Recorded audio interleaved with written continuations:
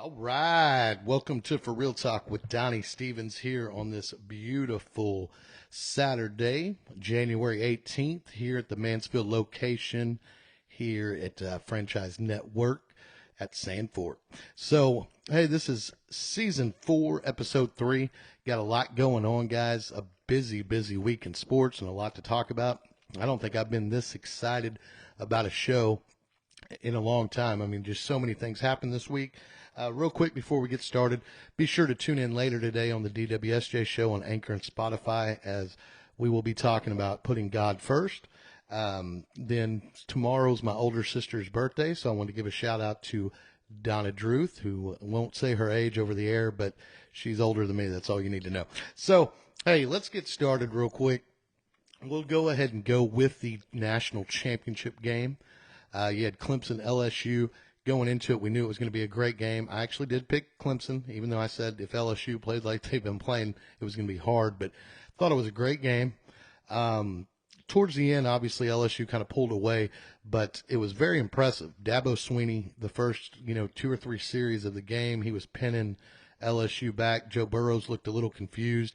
Clemson scored first.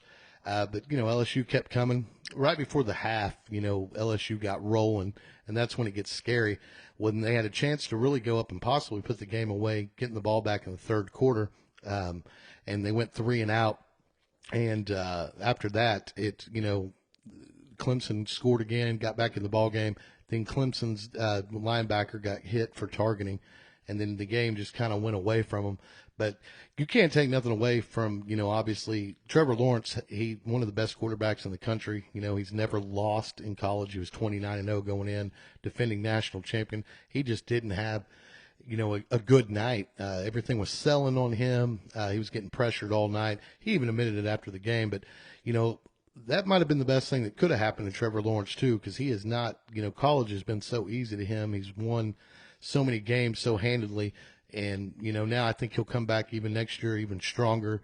And, Clemson once again will be in the title mix. Their running back already declared he's coming back for his senior year, ETN.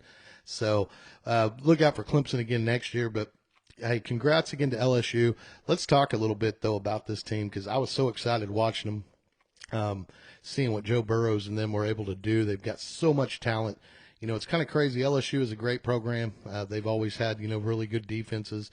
I've won a couple of national championships in recent, years with Saban, and then Les Miles won one as well. But the one thing they always struggled with, I mean, they've had big-time wide receivers. And, they had Odell Beckham and Jarvis Landry at the same time. But they've never had a quarterback. And you knew early in this year that this team was special because I watched them against Texas, and it was early in the season. Texas was a top 10 team coming off a big win last year against Georgia, in the Sugar Bowl. LSU, was starting the season top 10. Everybody's talking about their potent offense, how they were changing some things up. Their defense is always good. That game was going back and forth. It was a really good game, and then kind of LSU just towards the end just kind of took over, and you saw this Joe Burrows guy. And at first I really didn't like him, because I kind of thought he was kind of cocky a little bit, which you kind of have to be to play that position. But he owned Texas at the end. He just showed, how good he was, and they kind of followed it all year long. And you look at them, when they played Alabama, you thought, okay, are we going to find out that, they're not good enough to beat Alabama? And, they even though the game got close at the end, they won pretty handily, I thought, the way they kind of dominated and they were moving the ball. And then you even going into the SEC championship game, I mean, they manhandled Georgia, and I was like, oh my goodness. So even as an OU fan, a diehard OU fan, I was glad OU got to the college playoff, but I was kind of like, man, this is going to be a tall task, which it was. I thought maybe OU could shock the world, but no, they didn't. But I wasn't as mad as you would think you would be watching your team play because I was watching greatness, and the first half that he put up against Oklahoma was the greatest first half I've ever seen in college football. So this kind of goes to the question that I kind of said this earlier in the week to some friends and things. Is LSU the greatest offense ever in college football? And I could easily say maybe greatest teams too, because their defense got really good at the end of the year and really, played some really solid games. But that was a kind of question mark earlier in the year was, their defense had kind of went backwards a little bit compared to some of the defenses they had in the past. But is LSU the greatest offense I've ever seen? And I'm going to say, in my opinion, yes, they are the greatest offense I've ever seen. And I'll throw some things out there, too. I mean, there's been some really phenomenal offenses. Obviously, you can look at USC when they have Matt Leinart, Reggie Bush, Lindell White. They manhandled Oklahoma in '04 when they just destroyed them in the Orange Bowl. You could go back even a year before that when Oklahoma ended up getting beat by LSU in the national championship. Oh, going into the Big 12 championship game that year, Jason White was having an amazing year, and there was people talking about Oklahoma being the greatest team ever, back in that year. And then they ended up losing to K-State, and then they lost to LSU in the national championship game. So obviously, it'll discard that one. But this team didn't really stumble. I mean, I don't recall going into the national championship game. There wasn't too many series, this year where they just looked horrible. I mean, this team just clicked on all cylinders, and they had, two or three just stud wide receivers.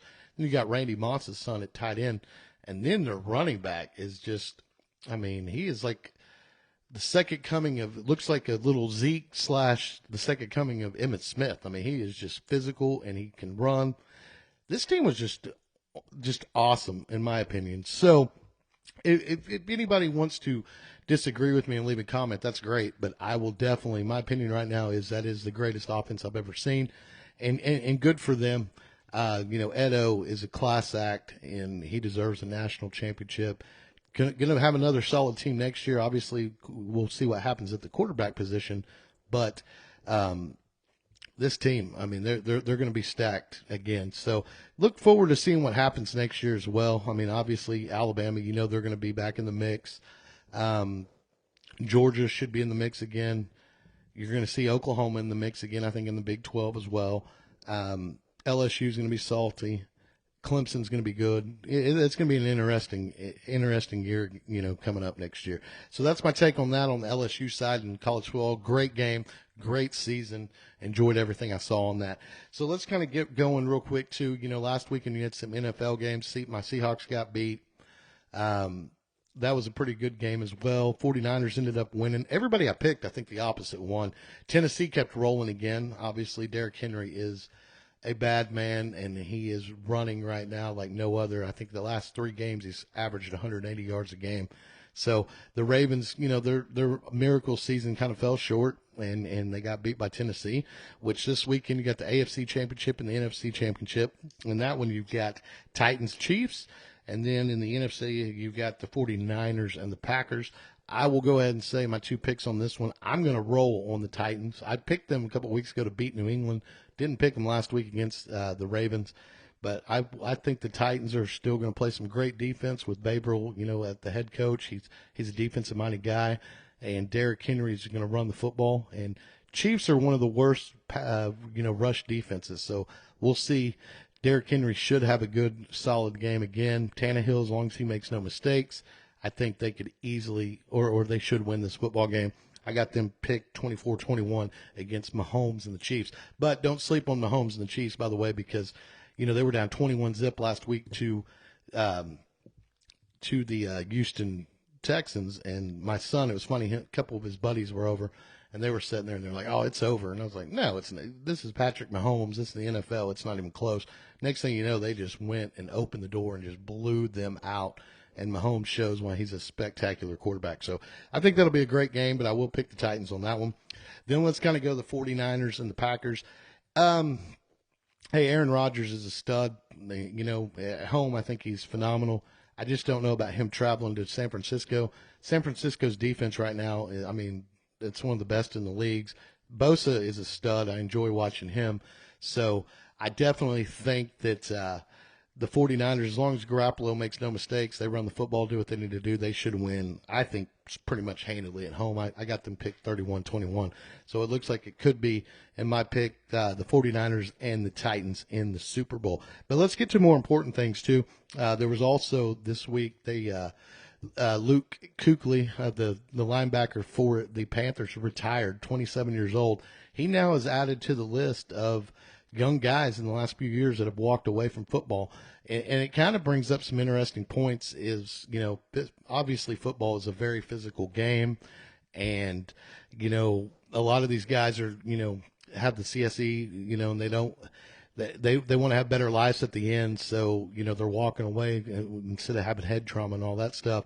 And that's kind of like Luke said. He said, it's just my body was taking a toll and I was tired of being beat up and hurting all the time. So I wanted to, have a good life. So he retired. And I think you're going to see more guys kind of doing that as time goes on, which I don't know if anyone's been watching, but Netflix released the Aaron Hernandez documentary this week. It was a 3-part. I was able to watch it, and don't want to talk too much about him or glorify him or say anything about him. I mean, obviously he was convicted of murder, but he was a very interesting. I mean, just a lot of things happened to him, and one of the things they brought up kind of at the end was all the concussions that he took over the years, and how his brain was just not all there, his decision making. They examined his brain after he hung himself, which kind of just goes back. But like I said, I'm not going to sit here and use that as a cop out saying the reason he murdered the person he was convicted of and accused of some other murders was because he played football and he had concussions, because to me that's just a cop out, not fair to the family. But hey, if you get a chance, please watch that documentary, because it was very fascinating to kind of just find out some of the things he went through. And I won't spoil anything on the show, for anybody, but I think it's a must watch if you get a chance. So, all right, we'll talk about one other thing real quick on the NFL side. Just one second. So Sunday night during the Packers Seahawks game, they were showing the Fox studio, and Jimmy Johnson was right there, and they decided to come announce his well-deserved Hall of Fame acceptance, that he's going to be in the Hall of Fame this year. It was an awesome moment. I was so glad I was watching it at the time, and actually, man, it was touching, especially when they showed Troy Aikman, who was calling the game in Green Bay, in the booth, and he is teary-eyed. And it's about time. Jimmy Johnson, well-deserved. He is the architect, the man that, made this Cowboy dynasty in the 90s what it was.